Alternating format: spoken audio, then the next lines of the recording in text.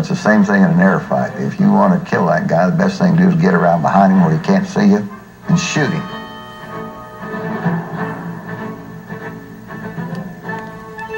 World War II had a brutal way of weeding out the average, so the fighter pilot had to be good. It didn't hurt to be lucky either, but there was no compensating for a lack of courage. He had to want to be there. I might say motivation has an awful lot to do with it. I think that's, something you can't measure. It's inside you.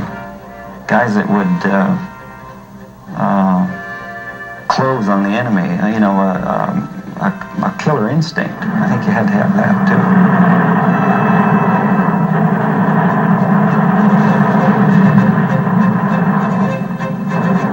To be a good fighter pilot, he's got to quick on the draw, in the sense of knowing the situation, seeing it, and reacting.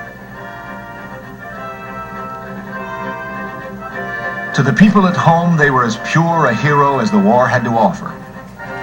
The air war over Europe required the skills of the fighter aces, pilots who had 5 or more kills to their name.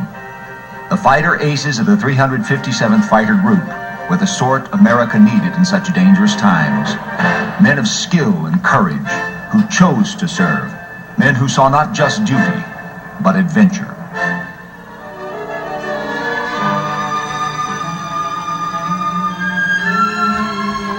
Thomas Hayes, Clarence Anderson, William O'Brien, Richard Peterson. World War II found them more boys than men, raw, untrained. But when they learned to fly, it was something for which they had been practicing in one way or another all their lives. We actually hadn't found Berlin, and it was beginning to look kind of bleak. And this was the only time in 77 combat missions I ever flew over there that I was ever consulted about the operation. Bless Tommy's heart, he called out and said, "Obie, where do you think we are?" I said, "I think we've gone past it." On O'Brien's suggestion, the 357th turned around. And we had no more than made that turn, and we hadn't been on course probably 2 or 3 minutes, so it meant we were probably still over German soil.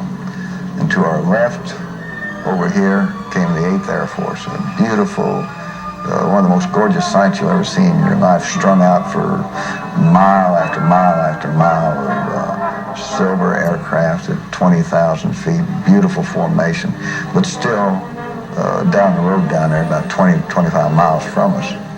You go to your right over here, and here's the German Air Force. Boom! Here's the 110s starting to come in with 109 top cover. They're carrying rockets. So we immediately attacked the German aircraft. God, the flak. It's a solid black. You couldn't see the bottom. It was so solid. I picked up a 110 at about 20,000 feet and worked it over the left side. And I was following this 110 down. He was diving, I was diving. He was pulling G, I was pulling G. And set the right engine on fire. And he was still going down this dive and everything. But my guns were dropping out. Where I'd started out with 4 guns. The last I remember, I was down to about 1 gun. And I pulled up and rolled over and watched him. And he went into what I thought was a factory. And he set it on fire. There's a good-sized explosion. Whatever's in that building really tore it up pretty good.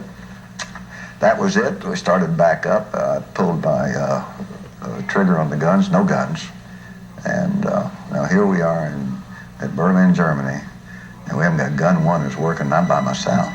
It was the most massive air armada the world had ever seen. Thousands of bombers and fighter planes in a ceaseless stream that took 30 minutes to pass overhead.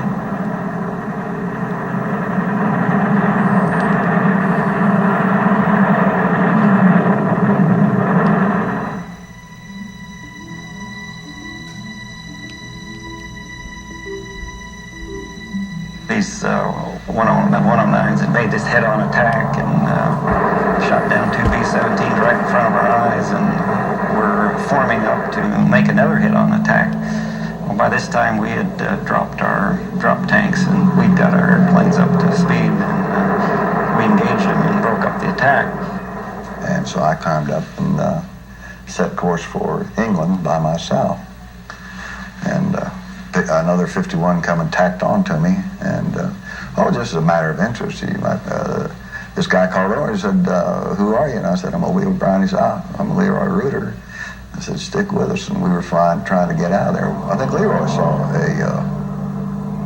a 110 and called it another 110, and I told him, I said, "Leroy, you take him." I said, "I haven't got any guns." And so we turned over towards the 110, and I told Leroy, "I'll cover you the best I can." The only thing I could do was turn into him if we were jumped and try to scare him. And fortunately, nobody bounced us, and I got to sit up there with a ringside seat and watch Leroy shoot up another 110. And it was a wonderful mission in this respect that we put 46 aircraft into the air. We had 33 of them stand target area support. The rest of them had aborted. We shot down 20 German aircraft that day, and just damaged and probably destroyed some others. I think we had no combat losses due to enemy action. The 357th cannot be summed up in numbers, although the numbers are impressive. Over 600 victories, the most for numbers of hours in the air. The victories, perhaps, were made less sweet by the memories of friends who were not there to share the triumphs. Those who survived wove a bond around each other's lives, a common thread of camaraderie, respect, and friendship. It was a time when the world promised great drama and asked the price of great danger. It was a life where the narrow cockpit of a plane was 1 minute a private doorway to the entire sky, and the next a brittle casket falling down to a field named in a foreign language. It was a life spent dueling in the sky, and a life lived in the shadow of loss and sorrow. But there were, as one of the pilots said, no goodbyes, and there were no regrets. The fighter aces of World War II have flown into history now. Their like will never be seen again because the nature of war has changed forever. A fighter pilot, I think you got to be a rebel and a daredevil. I mean, it sounds corny, but a guy who's willing to take a risk. They're risk takers, and if the rewards are worth the risk, there's a thrill about it.